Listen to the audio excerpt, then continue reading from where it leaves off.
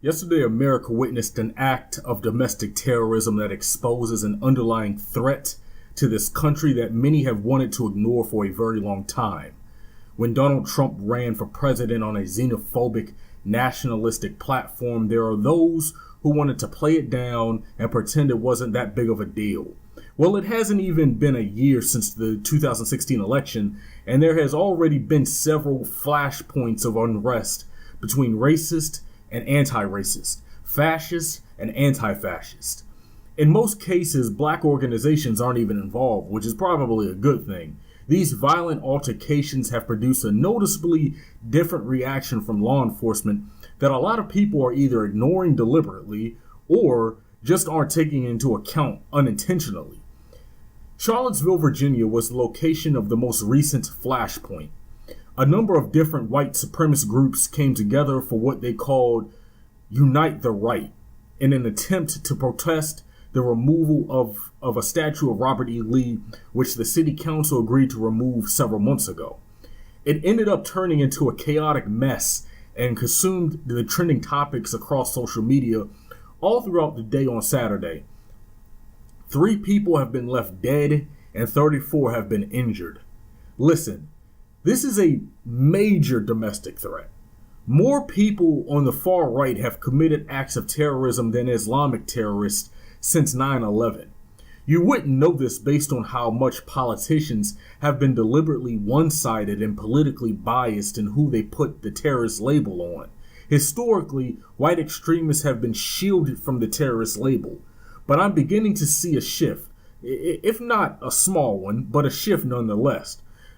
People on social media are using the word in reference to the alt-right and their neo-Nazi brethren, as they should, and it's forcing many in the corporate media to do the same. Even some politicians are calling it an act of domestic terrorism. Friday night, so before the events of yesterday, the neo-Nazis and white supremacists marched throughout the University of Virginia chanting "blood and soil," a known phrase used in Nazi Germany, and they also chanted "Heil Trump," which is clearly a play on the phrase that I'm not going to repeat, but is in reference to Hitler, and "White Lives Matter." That's something else that they were chanting. Like in many cases involving white supremacists, there was a clear lack of police presence, which is not the norm when it comes to black people protesting. There were no tanks, no military weaponry pointed at the Nazi scum, none of that.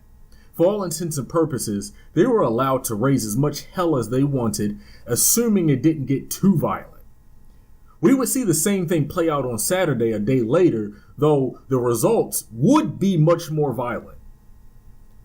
At one point on Friday night, the white supremacists even surrounded a church, which was somewhat protected by the police, as they continued their neo-Nazi chants.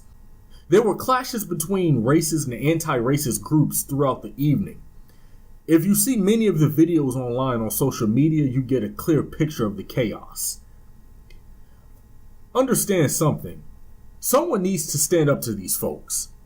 I'm not in the camp that just believes we should leave them be as if that's somehow going to do something or solve the problem. This country has been putting its head in the sand about the threat of white supremacy for decades now, because at one point America actually condoned white supremacy, and you see that's the problem. White supremacy has been normalized in America, and we are seeing a resurgence of it. So we need to stop pretending this isn't happening and that ignoring these idiots is somehow going to be a solution, because decades of history says that it's not. It is far from a solution. They need to be confronted, but people also need to be careful and maintain their own safety when they go out to these counter protests. They need to be careful not to break the law too. Don't let one of these Nazis get you sent to prison for any amount of time. They are not worth it. Be smart about the counter protesting, especially if you're black. White supremacist hate speech is protected in America in ways you never see extremist rhetoric from other groups be protected. When you look at the history of violence inherent in white extremism, the lackadaisical acceptance of the rhetoric is indirectly allowing it to live on. And that comes with societal consequences. You can't blame people for viewing the threat of white supremacists domestic terrorism as the problem it really is.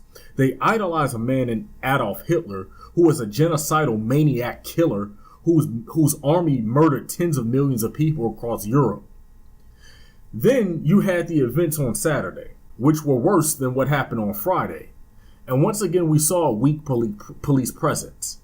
It wasn't until an act of domestic terrorism occurred that law enforcement got involved. An extremist killer, whose name I will not mention because he's not important, used his car to ram tons of counter-protesters Saturday morning. One woman was killed and many were left injured.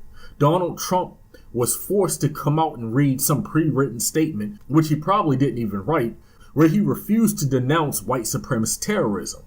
Let's not forget that this is the same man with several suspected white supremacists in his administration, and the same man who came into office and almost immediately cut investigations into white supremacist linked terrorist threats from a government program to monitor violent extremism.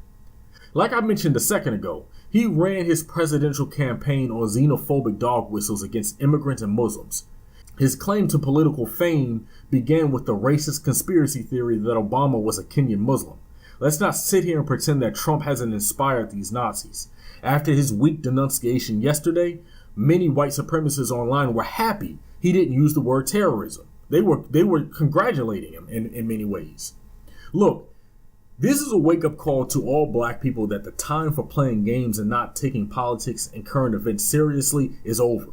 These flashpoints are getting more and more violent, and now lives are being taken. Blood is being spilled. Laws are continuing to be passed to take away your rights and your ability to put people into power who agree with your views via voter suppression. There's a reason I keep talking about voting rights.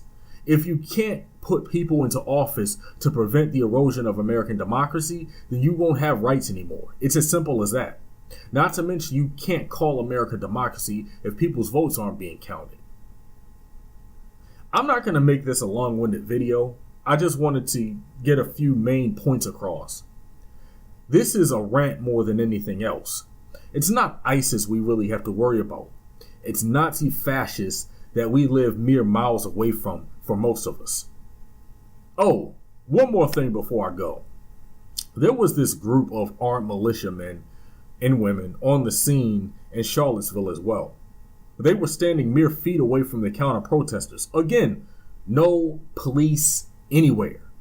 After the Dallas shooting a year or two ago, where the black shooter killed a handful of cops, y'all remember that? You won't catch black people showing up to a protest armed.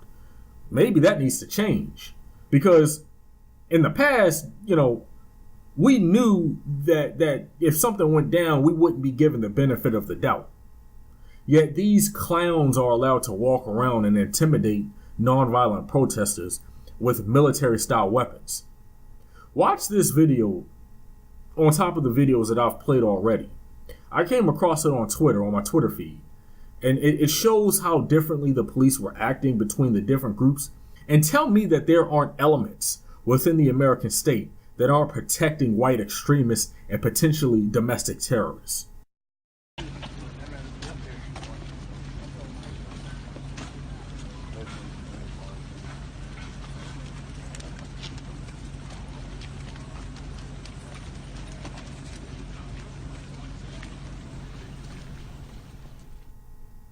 Yo, I'm sick of this shit, America.